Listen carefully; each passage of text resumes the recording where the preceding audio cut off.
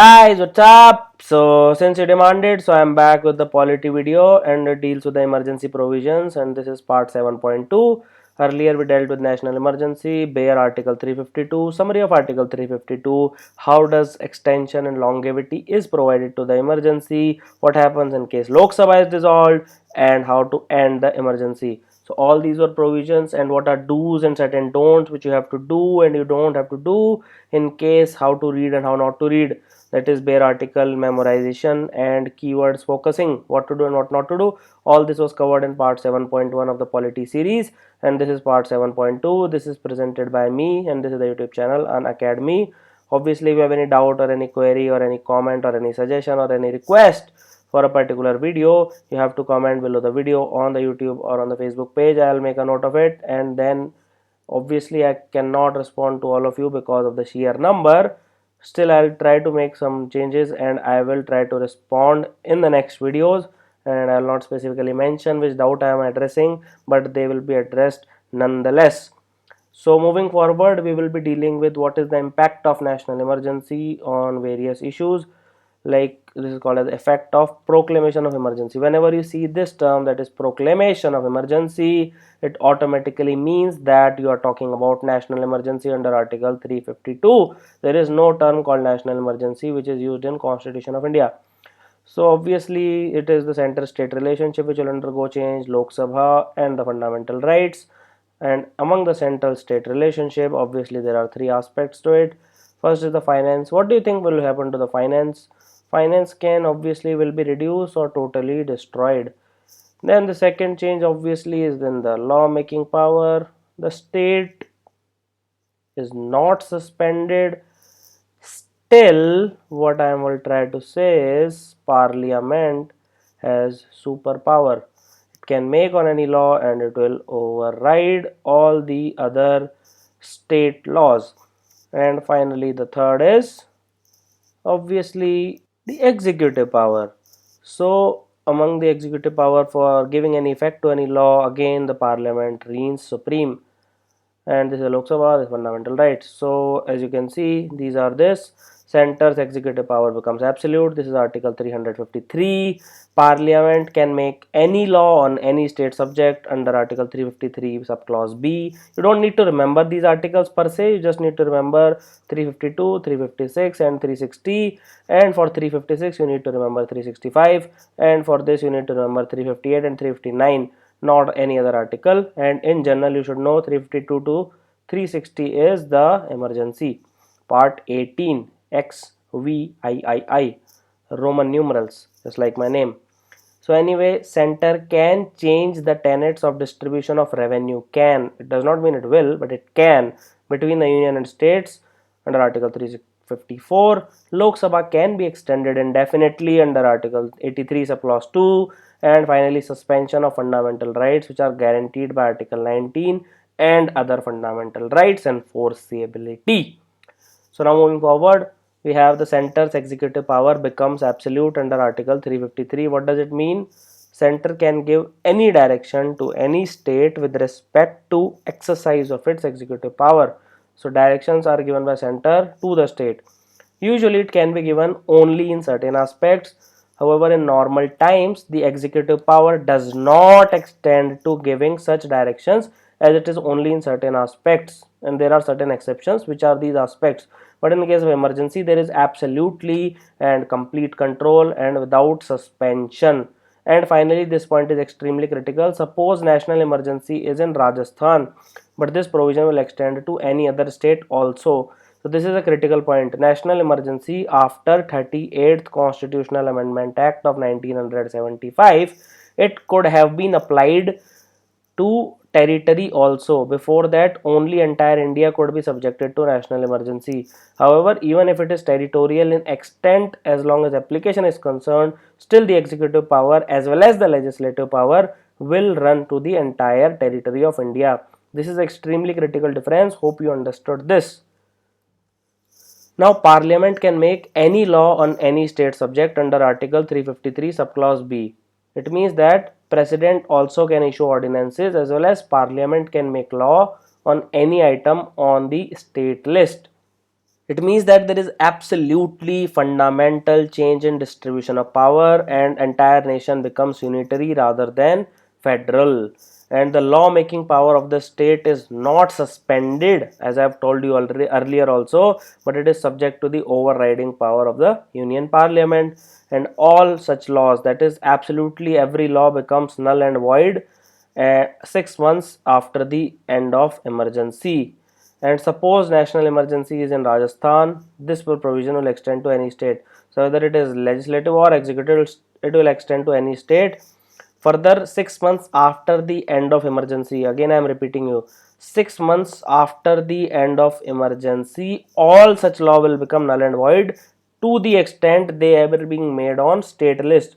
They can be made on concurrent list, they will not become null and void. Only those which are abridging or overextending their reach to the state list will come to an end. Now, center can change the tenets of distribution of revenue between center and state. CS is center state. So, Article 354, it says that center can modify, can reduce or completely stop the transfer of funds. ठीक है, usually increase नहीं करते हैं, but it can be done also. Modify means increase or decrease. Usually it is talking about reduction or stoppage. And any modification will continue even after the emergency is long gone. So let's say emergency ends on 2nd of April 2015, but this provision will continue till 31st of March 2016. So maximum for 364 days it can continue till the financial year ends. Is that absolutely understood? So these are the key words you should be very careful with. And further, it needs to be passed by both the houses. This is again a critical point. And so now moving forward, Lok Sabha can be extended indefinitely, as I have already spoken. Under Article 83 subclause 2 it is given, that is 5th Lok Sabha between 1971 to 1977, it was twice extended by 1 year each. Is that understood? The 5th Lok Sabha, it almost went on for 7 odd years. And who can do it? Only President of India can do it. And beyond 5 years, it can be done 1 year at a time. Okay. And for this, a parliamentary law needs to be passed before President can extend the life of Lok Sabha. And it is not only Lok Sabha, but State Legislative Assembly can also be given 1 year extension at a time. And State Legislative Assembly cannot do it, only Parliament can do it. And both cannot continue, that is State Legislative Assembly plus Lok Sabha, the extended life cannot continue more than 6 months after the end of emergency. So extended life of Lok Sabha and State Legislative Assembly dies after 6 months of emergency ending. Is that understood? Now, suspension of fundamental rights guaranteed by Article 19. Please pay careful attention. Article 358 and 359. It is very difficult to understand, especially for beginners and those which are in moderate preparatory phase. But it is a very critical question. You should be able to answer it. So, Article 358, it just says there is no more Article 19. That's it. Article 19 को उड़ा दिया गया Constitution से. It does not exist at all. So any law or any executive action, either L or E, can abridge, means take away the rights which are guaranteed by Article 19 of the Constitution. It means Article 19 do not exist for that period. And further, no separate notification is required. ऐसा नहीं है कि Article 352 के अंदर national emergency लगेगी, then a separate notification will come saying Article 19 is no more. It's not like that. No separate notification is required. It means Article 19 is gone as soon as proclamation of emergency is made. Now, executive and legislative action cannot be challenged even after emergency ceased to exist. ये समझ में आई बात? This is extremely critical. Let's say violation of Article 19 happened in 1976. Okay. But you can't go to Supreme Court in 1978 when there is no emergency saying violation was happened, because it cannot be challenged. And there are certain restrictions and they were not existent before. They only came after 44th Amendment Act of 1978. What does it say? It says that only on the ground of war, on the ground of external aggression, and no armed rebellion. See, this is a restriction. Earlier, पहले तो खैर term ही नहीं था armed rebellion, but even on internal disturbance there was violation, but restriction is if there is an emergency on the ground of armed rebellion, then there is no violation of article 19. This is extremely critical, please keep in mind. Only and only if the national emergency is on the ground of either war or external aggression, article 358 applies. But if the national emergency is on the ground of armed rebellion, article 358 do not apply. This is a key difference which is people do not understand. And second, only emergency related laws are under its purview and not other laws. So a law which do not relate to emergency directly or indirectly cannot be said to be given protection to violation of article 19. अगर आप उस law के under violet करते हो article 19 को that do not relate with emergency, then you will be held liable even during the emergency and after as well. So I hope you got the article 358. Anyway, we will deal with article 359 now. So it deals with suspension of right of enforcement of fundamental rights. So it fundamentally different है ये. Under this article 359, president can suspend the right to enforce fundamental right. That is what is suspended. You cannot move to any court for the enforcement of either any right or all the fundamental rights. But there is a clear exception. You cannot violate article 20 and 21. So article 21 obviously every child अगर अभी भी नहीं समझ में आया, so what can I say? So obviously article 21 deals with right to life, and under article 21 there are certain right to shelter and right to live with dignity, and all those things which are there has been extended by liberal interpretation of article 21. And under article 20 we know that no person can be convicted of any offense except for violation of a law in force at the time of commission of the act charged as an offense. Okay, this is the literal language of article 20. I am sorry that I remember this, you don't need to remember it. And obviously no person shall be prosecuted and punished for the offense more than once, that is no double jeopardy. And no person accused of any offense shall be compelled to be a witness against himself, that is no self-incriminatory evidence needs to be given. ये article 20 or 21 है, they are never violated no matter what emergency is there. And all proceedings for all the other articles pending in any court of law for the enforcement of such rights is suspended. Is that understood? So article 19 obviously does not deal with, article 20 and 21 it cannot deal with.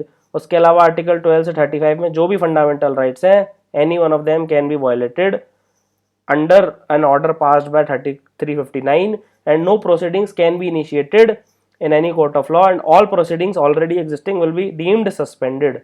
And the duration, meaning the entire duration of emergency or shorter, will be decided by president. Similarly, number of articles covered, let's say they want to cover 16 or 15 or 25 or 26 or 23, whatever they want to cover, they can cover, as well as the territorial extent. Let's say national emergency is in entire northeast, but they just want to cover Assam. Or let's say national emergency is an entire Hindi speaking belt, but they just want to cover Uttarakhand. So president can decide on it. So the duration, the number of articles and the time is decided by Honorable President of India. Now there is comparison of article 358 and 359. So article 358 is only suspension of article 19, and which is absolute and complete. But article 359 do not deal with any specific fundamental right. It deals only with the enforcement and the proceedings which are halted. That is, rights are alive in theory. Extremely critical point. सीधा यही पूछते हैं. According to article 359, there is theoretical right, but the right do not live in practice. That is, the remedy is absent. So they are absolutely suspended in practice. So this is a critical point. And any law will become null and void at the end of the emergency which violates any fundamental rights, to the extent only it is in contravention of the fundamental rights. Is that understood? ऐसा नहीं होगा कि पूरा law को delete करना पड़ेगा. For example, not necessarily the entire law, just let's say the second paragraph, 7th entry of a particular law or a bill is against this, so that will be violated. Just that particular line or paragraph which is in violation of the fundamental rights will be deleted, and the entire law can also be deleted if it is in violation of the fundamental rights. After the emergency ended, they become null and void. So obviously ये text से कुछ होता तो है नहीं, you don't remember, so I have made a table. So article 358 it says that there is automatic suspension. It means that there is no need to pass a separate notification. Here there is a need to pass an order, that is President of India is empowered and he has or she has to pass an order accordingly under Article 359. Here it deals with Article 19 only, and here it deals with all the other articles except 20 and 21. It can be, this is again critical, only external emergency, as I have already told you, that is war plus external aggression. Here it is both internal emergency as well as external emergency. So external emergency is war plus external aggression, while internal emergency is armed rebellion. This is for the complete duration of the emergency. President do not have any discretion regarding this. However, the timing of this can be customized. It can be for 1 day also, it can be for 6 months also, it can be for as long as the emergency lasts. Is that understood? Here it is for entire nation, that is entire territory, wherever it is applicable, it is there. However, the customization of sorry for S, and customization can be done in case of Article 359. So I hope now we will write a good answer using this table. So national emergency in India, the history of it is very bitter history, and for most of the people they think there is only one national emergency from 1975 to 1977 because of the controversy associated with it. However, there are three national emergencies in India till date. In 1962, the first national emergency was on account of external aggression of China in Arunachal Pradesh region. That was called as NEFA, that is Northeast Frontier Agency. It continued till 1968 because it was not very like violative of fundamental rights. That is why people do not protested against it. So there was no need to proclaim a new emergency in 1965 at the time of war against Pakistan. Is that understood? Now in 1971, when there was war with Pakistan, the emergency continued till March of 1977. And finally, in 1975, as I have already told you, there was already an existing emergency in 1971. Yet a new emergency was applied, and it is perfectly legal to apply two different emergencies on two different grounds. So it was obviously on account of external aggression, while here the emergency was on grounds of internal disturbance. No longer this term finds mention thanks to Article for Amendment of 44th Amendment of 1978. And even when a national emergency was already existing, this was applied, and we all know it is highly controversial. So what were the features of this emergency? I'll tell you now. So in 1975 there was an emergency, and it was a 21-month period between 25th June 1975 until its withdrawal on 21st March of 1977. Dates are not important, year is. There was tug of war between executive and judiciary, as we all know, by 24th Constitutional Amendment Act, Privy Purses Abolition Act, National Bank Nationalization Act, Keswananda Bharti case of 1973, and finally 42nd Constitutional Amendment Act. All of this was to a certain extent modified by 44th Constitutional Amendment Act.